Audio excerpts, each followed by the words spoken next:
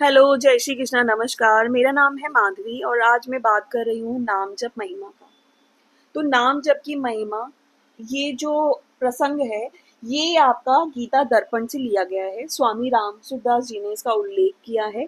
तो शुरू करते हैं इस प्रश्न से। नाम जप से भाग्य प्रारब्ध पलट सकता है क्या? उत्तर: हाँ, भगवान नाम से के जप से, कीर्तन से प्रारब्ध बदल जाता है और नया प्रारब्ध बन जाता है। जो वस्तु न मिलने वाली हो वह मिल सकती है, जो असंभव है वह संभव हो जाता है। ऐसा संतों का, महापुरुषों का अनुभव है। जिसने कर्मों का विधान किया है, उसको कोई पुकारे, उसका नाम ले, तो भी नाम लेने वाले का प्रारब्ध बदलने में आश्चर्य ही क्या है। ये जो लोग भीख मांगते फिरते हैं, जिनको पेट भर खाने को भी नहीं मिलता, वे अगर सच्चे हृदय से नाम जप में लग जाएं, तो उनके पास रोटियों का, कपड़ों का ढेर लग जाएगा। उनको किसी भी चीज की कोई कमी नहीं रहेगी।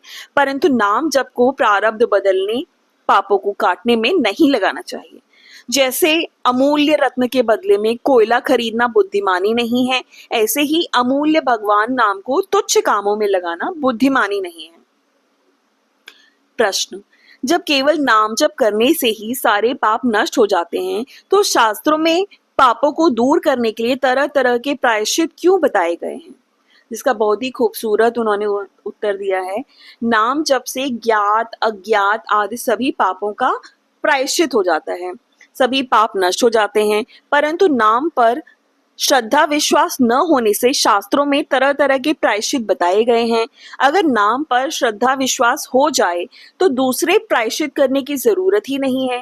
नाम जप करने वाले भक्त से अगर कोई पाप हो भी जाए, तो गलती हो जाए, तो वह दूर करने के लिए दूसरा प्रायश्चित करने की जरूरत नहीं है। वह नाम जप को ही तत्परता से करता रहे तो सब ठीक हो जाएगा। प्रश्न: अगर कोई सकाम भाव से नाम जप करे तो क्या वह नाम जप फल देकर नष्ट हो जाएगा? उत्तर है, यद्यपि सांसारिक और तुच्छ कामनाओं के लिए पूर्ति के लिए नाम को खर्च करना बुद्धिमानी नहीं है, तथापि अगर सकाम भाव से नाम जप किया जाए तो भी नाम का महात्म्य नष्ट नहीं होता। नाम जप करने वाले को पारमार्थिक लाभ होगा ही, क्योंकि नाम का भगवान के लिए साक्षात संबंध है।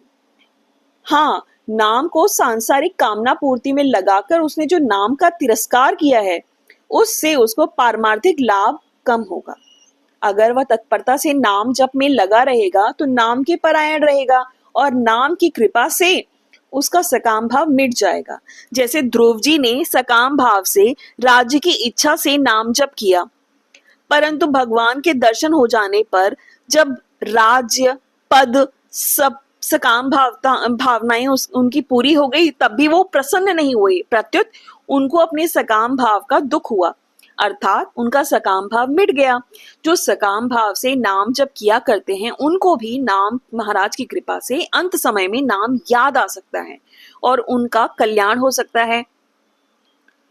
प्रश्न: शास्त्रों में तथा संतों ने कहा है कि अमुक संख्या में नाम जप करने से भगवान के दर्शन हो जाते हैं, तो क्या ऐसा होता है? जिसका उत्तर है हाँ। हरे राम राम राम हरे हरे, हरे कृष्ण कृष्ण कृष्ण कृष्ण कृष्ण हरे हरे। इस मंत्र का 3.5 करोड़ जप करने से भगवान के दर्शन हो जाते हैं। ऐसा कलिसंतरणोपनिषद में लिखा गया है। राम नाम का 13 करोड़ जप करने से भगवान के दर्शन हो जाते हैं। ऐसा समर्थ रामदास बाबा ने दास बोध में लिखा है। परंतु नाम में, भगवान में श्रद्धा विश्वास और प्रेम अधिक हो तो उपयुक्त संख्या से पहले भी भगवान के दर्शन हो सकते हैं। प्रश्न: नहीं कलि करम न भगति विवेकु, राम नाम अवलंबन एकु। उत्तर: कलयुग में यज्ञादि शुभ कर्मों का सांगोपांग होना बहुत कठिन है और उनके विधि विधान को ठीक से जानने वाले पुरुष भी कम रह गए हैं तथा शुद्ध गोघृत आदि सामग्री मिलने पर कठिन हो रहा है।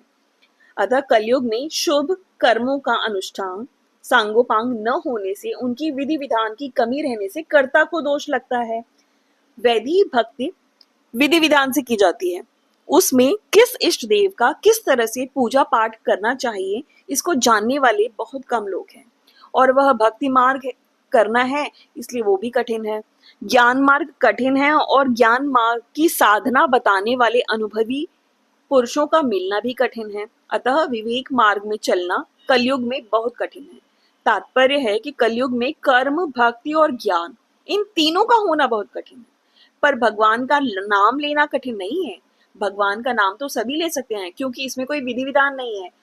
उसको बालक, स्त्री, पुरुष, वृद्ध, रोगी आदि सभी ले सकते हैं, और हर समय, हर परिस्थिति और हर अवस्था में ले सकते हैं। नाम एक संबोधन है, पुकार है, उसमें आर्तभाव ही मुख्यता है। आर्तभाव विधि की मुख्यता नहीं है।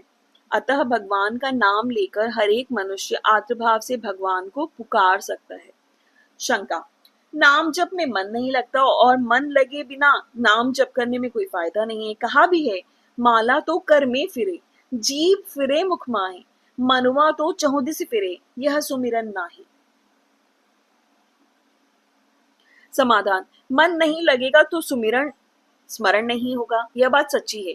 पर नाम जप नहीं होगा, यह बात दोहे में नहीं कही गई है। मन नहीं लगने से सुमिरन नहीं होगा तो ना सही, पर नाम जप तो होगा, वो तो हो ही जाएगा। नाम जप कभी भी